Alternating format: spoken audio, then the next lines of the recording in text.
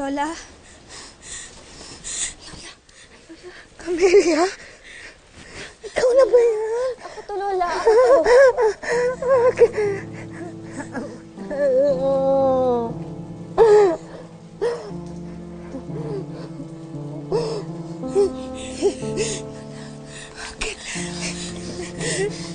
Bago na ang mukha mo.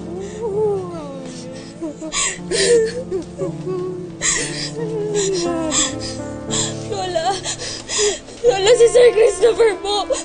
Ginawa niya pong ganito yung mukha ko para maging masama po ako.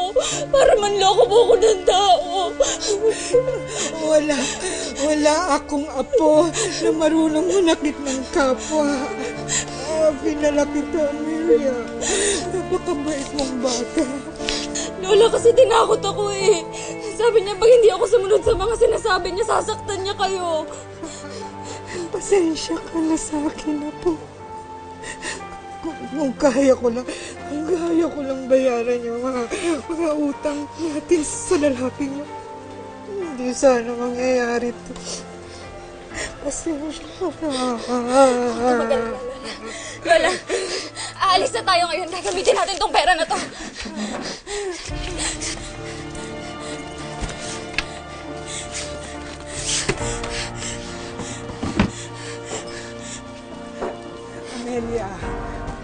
Amelia, itigil mo na yan.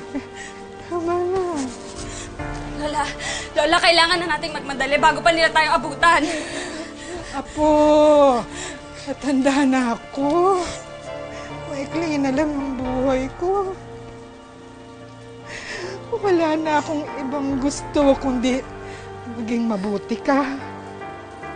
Ayoko naman na dahil lang sa akin tuluyang kang mapasama. Kesa tumakas tayo, harapin na lang natin to, Apo.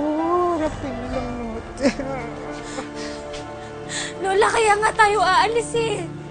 Magbabagong buhay tayo, magsisimula tayo ulit kasama si Bunso. Pero habang buhay tayo magtatago. Ang gusto ko gawin mo yung tama habang may pagkakataon.